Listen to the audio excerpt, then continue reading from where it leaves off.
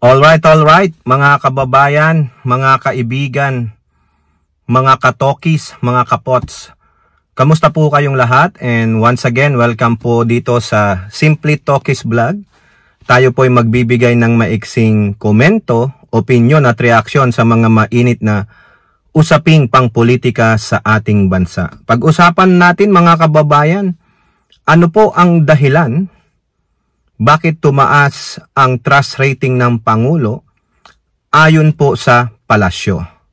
At ganun din po, tinawag po na pugante itong si Harry Roque na mukha ngayon mistulan na po siyang basura sa mga Duterte, lalong-lalo na doon sa pinakapuno, no?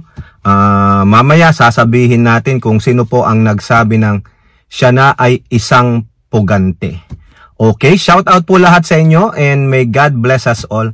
So unahin natin mga kababayan, ito pong dahilan bakit tumaas ng ilang porsyento ang trust rating ng Pangulo. Ayon po yan sa Okta Research tugon ng masa na ginawa nilang survey between the week of July 12 to 17. Okay, nagbigay po ng pahayag ang palasyo dyan sa katauhan po ni Palace Press Officer at PCO USEC Attorney Claire Castro. Dito po sa balita ng GMA News Online, sabi po dito, Palace on increase in Marcos rating, public sees his work. O yun naman pala. Yun po yung dahilan mga kababayan. Ang publiko o ang mamamayang Pilipino nakikita po ang Pangulo na nagtatrabaho. Nakita po ng sambayan ng Pilipino na ang ating presidente ay tunay na nagmamahal sa atin at sa bansang Pilipinas. Yan din po ang salita na binanggit ng butihing presidente ng Amerika na walang iba kundi si President Donald Trump. Ang sabi niya, bago niya sagutin yung reporter na Pilipina nagtanong, "He loves your country." So yan po mga kababayan, no? Tandaan ninyo, kung yung ibang o yung mga banyaga nagsabi na he loves your country, tayo pa kaya? Wag po kayong maniniwala sa mga sabi ng mga gusto pong mag-take over ng kapangyarihan ng Malacanang, no? Dahil gusto nila sila ang mamuno, dahil sila po ay mga matatakaw sa kapangyarihan. They want to evade and escape accountability. Lalong-lalo na itong mga Duterte na alam naman natin, kitang-kita sa ating mga mata ang kanilang mga kabalbalan.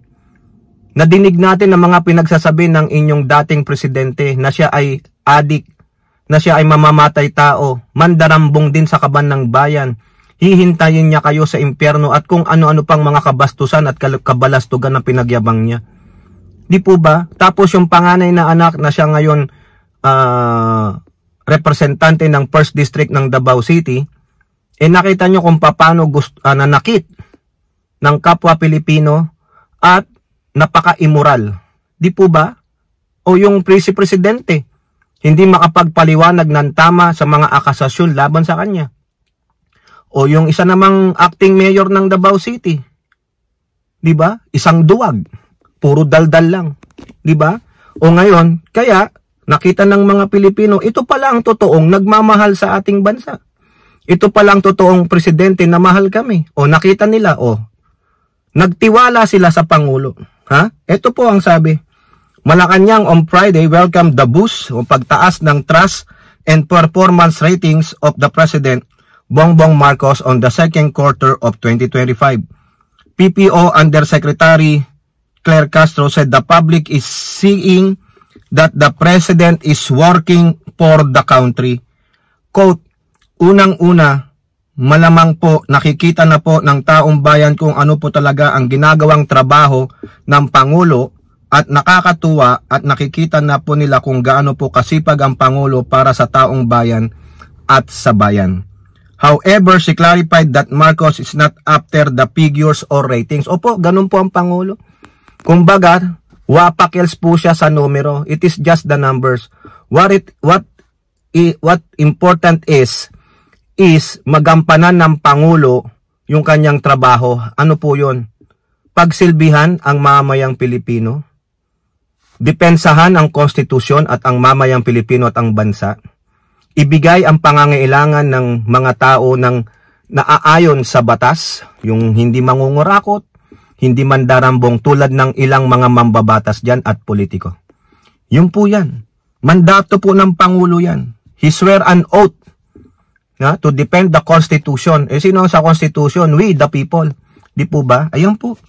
Nakita nyo naman, no? Puro fake news po ang ginagawa sa Pangulo. Tinatanong, ano bang nagawa ng Pangulong Marcos?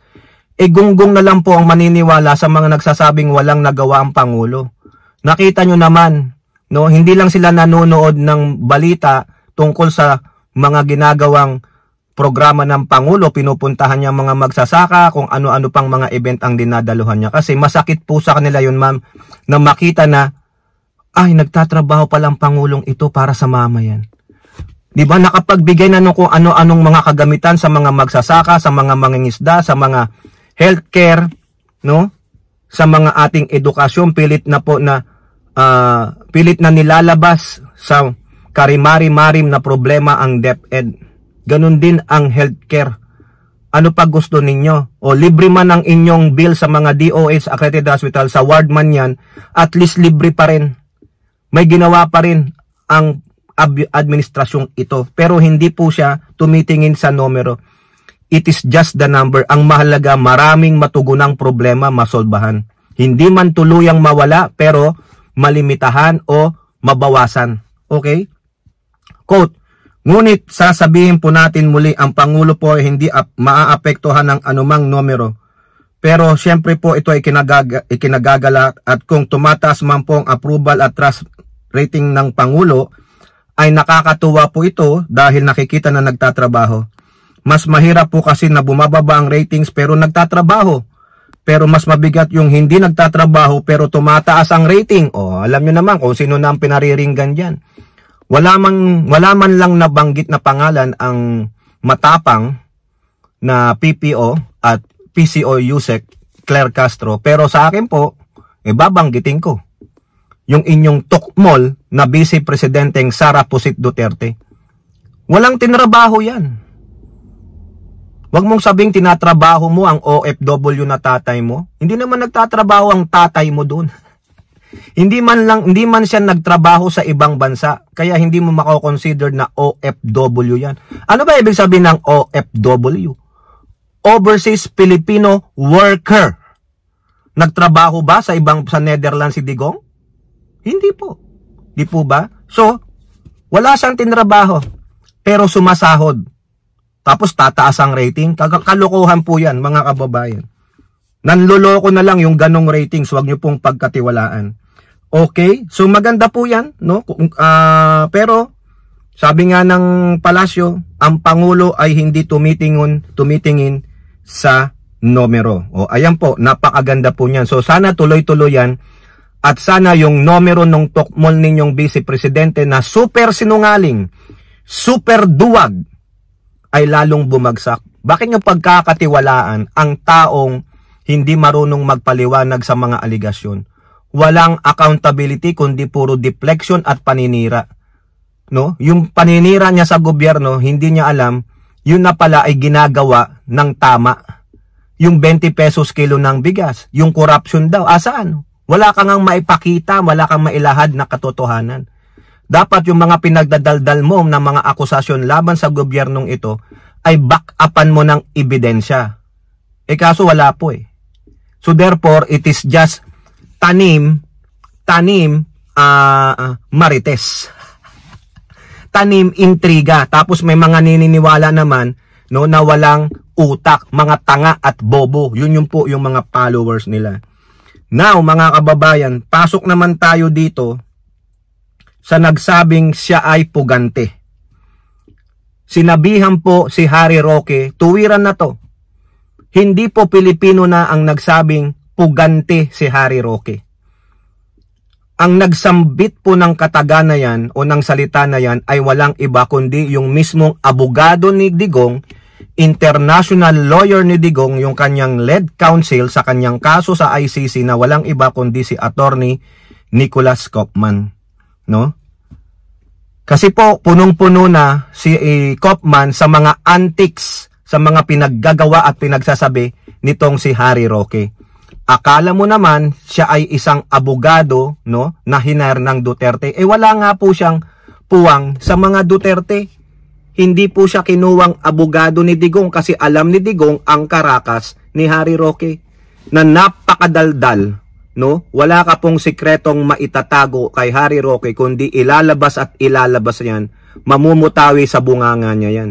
O, di ba sinabi nga ni Panelo, ayaw sa kanya ni Digong kasi sobrang daldal. O di ba? O ngayon, napuno na si Kopman, di ba sinabi niya, sabi ni Digong, umuwi ka na daw, harapin mo yung kaso mo sa Pilipinas. Sabi naman ni Harry Roque, hindi ako uuwi hanggat di ko kasamang uuwi si Digong. Di sumama ka na lang sa kulungan para pag namatay din si Digong, sama ka na rin sa kanyang hukay o sa kanyang lalagyan. Okay? O ngayon, eto pang sinabi ni Kopman, dagdag natin sa balita ng Sunstar Davao.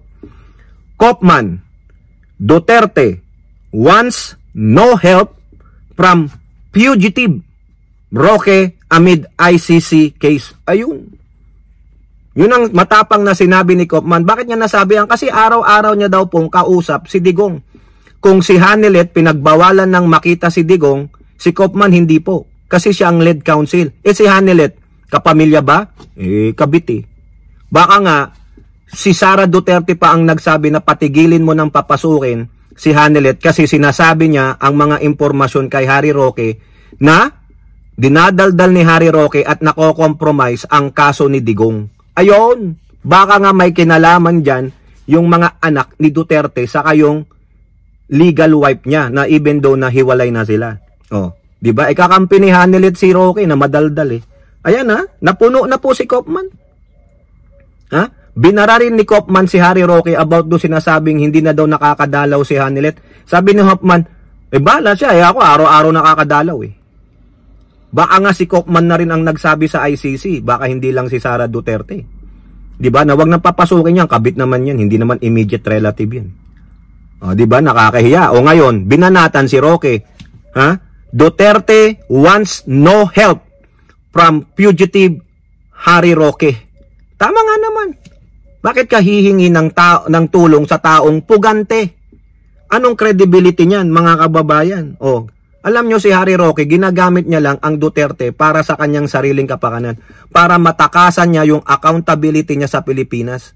Ang ipinagtataka ko lang mga kababayan, bakit naman ang tagal desisyonan yung request ng DOJ sa korte na kanselahin ang pasaporte ni Harry Roque? Kasi pag yan nakansela ng pasaporte ni Harry Roque, wala nang pagkakilanlan yan. Paano pa siya makakagalaw sa the Netherlands hindi pa naaprubahan ng kanyang asylum? At paano siya bibiglan ng asylum? Wala siyang pagkakilanlan, wala siyang pasaporte. Di po ba? O ngayon, ito po ang sabi dito, basahin natin. Former President Rodrigo Duterte has expressed no desire to see. Wala daw. Ayaw talaga. Ayaw makausap, ayaw makita, ayaw ko ng tulong mo kasi pugante ka, Roque. Former Presidential Spokesperson Harry Roque, nor to be assisted by him. Tignan mo. Amid his ongoing case before the ICC. Kasi alam ni Digong, makakasama ka lang, Roque, kasi puganti ka. Wala kang kredibilidad, wala kang integridad, tapos hihingi ako ng tulong sa isang puganti, lalo ko mapapasama. Ano ibig sabihin? I am a connoodler of a fugitive? Di ba? Makakasama yun sa imahe mo. At meron pa ngang ginawa, nakahiya-hiya si Harry Roque dito, mga kababayan. In a statement, Duterte's legal counsel Nicholas Kaufman said Duterte expressed fear, natatakot po ang inyong tatay Digong, that Roque might compromise his case considering he is a fugitive in the Philippines. Correct. Hindi ba yan nakikita ni Harry Roque? Tinataboy ka na. Binabasura ka na. Baliwala ka na sa Duterte. Bakit? Kasi may sarili silang legal battle. Pero ikaw patuloy mong sinisiksik ang sarili mo dyan. Umuwi ka na, harapin mo yung sarili mong kaso bago ka tumulong sa taong may kaso. Quote, the former president has expressed no desire to see Harry Roque nor to be assisted by him. Harry Roque is a fugitive from justice in the Philippines and the former president thought it's best not to have his ICC defense compromised by engaging him. Correct. Kasi pag in-engage nyo si Harry Roque, meaning, you are seeking help from the fugitive. Anong integridad ninyo? So meaning you are a canoodler, you are in cahoots with the fugitive. Eh di criminal kayo, diba? O di nyo mapapasama yan sa kaso ni Digong. Bad image yan sa mga ICC pre-chamber judges, diba? Koopman said he was made aware that Roque approached a Dutch lawyer. Ito na po yung ginawa ni Harry Roque. Without the advice from Digong, hindi man lang kinonsulta si Digong, si Harry Roque po ay pumunta sa isang Dutch lawyer. Bakit siya naghanap ng Dutch lawyer? In an initiative to file a case against the Dutch government for Duterte's rendition. Magpa-file daw ng kaso si Roque laban sa Dutch government kasi they are aiding, tumutulong daw ang Dutch government sa extra rendition kay Digong, sa pagdukot. Ay tarantado. Hindi alam ni Digong yan at nung counsel niya. May nagbigay information lang. Accordingly, Harry Roque had no mandate whatsoever to seek the assistance of a local Dutch lawyer to file a case against the Dutch government for assisting in the rendition of the former president. Kaya nga, wala siyang mandato. Hindi niya nga nakausap si Digong eh. He said Roque's initiative was promptly addressed after he contacted the local lawyer involved. We hope that this scheme has not endangered the essential cooperation required from the Dutch government facilitating passage for interim release. Tingnan ninyo yan. Mako-compromise talaga dito si Digong dahil kay Harry Roque. Pahamak po si Harry Roque. This is not the first time I heard such a crazy scheme. I will put it that way because at the end of the day, the Netherlands have to be involved in any request to release an individual from the court. So to initiate a case in the Netherlands against the Netherlands will be a big mistake. Correct. Diba? Aakusahan mo yung Netherlands government ng pag-i-aid sa extra rendition, ay nakakahiya ka. In response, Roque denied interfering in Duterte's ICC case over alleged crimes against humanity amid the implementation of his drug war. I cannot be blamed for devising remedies to bring former President Duterte home alive. No such idea can be characterized as a crazy scheme.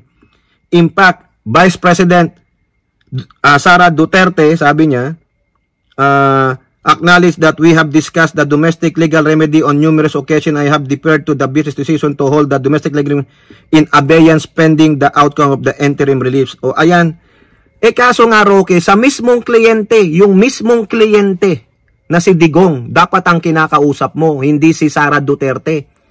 Ha? Bakit? Si Sara Duterte ba ang nakakulong? Di ba dapat yung kliyente mismo? Wala ka nga, ayaw nga sa'yo ni Digong eh. So dumadaan ka kay Sara Duterte. Anong mandato niya? Anak lang siya. Kung ano po ang gusto ng kliyente, yun ang gagawin.